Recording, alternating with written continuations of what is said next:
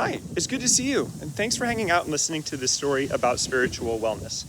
Even 5 or 6 months ago, if you were the kind of person who took vortex tours, went on vision quests, and owned healing crystals, your intuition would probably tell you that I wasn't the kind of person to talk to about things like this.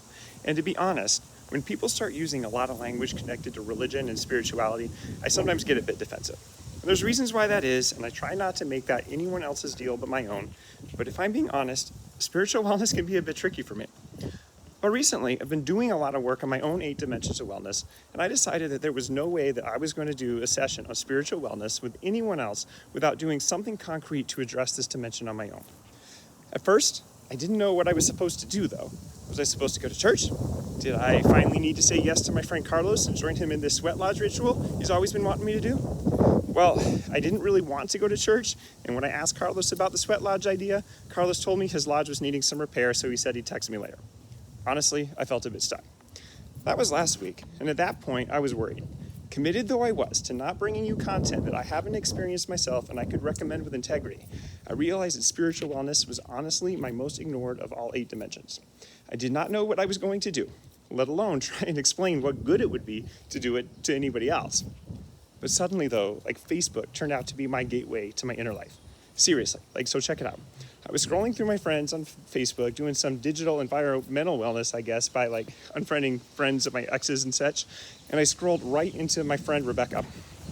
Rebecca and I met in elementary school, and we were both really into Jesus, really, really into Jesus. For fun, she would invite me to events at the LDS Temple in Mesa, and we would talk about God and church and stuff on orchestra trips. We were also really, really, really into playing the violin, so it was probably good that we had each other as friends. Anyhow, a couple of years ago, Rebecca went from being really into LDS things to running women-centered drum circles based on Celtic shamanism that help people seek wisdom from their ancestral teachers.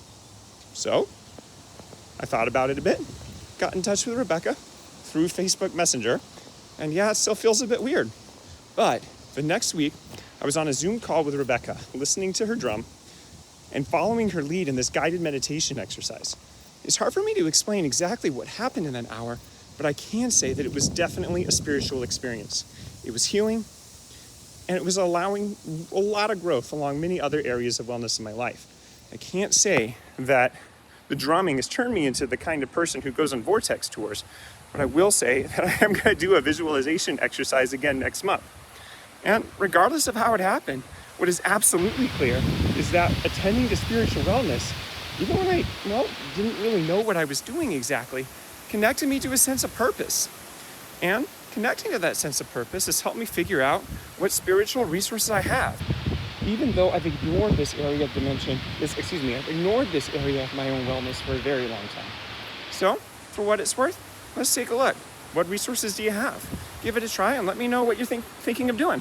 I'm really curious to see ultimately how it works. Thanks.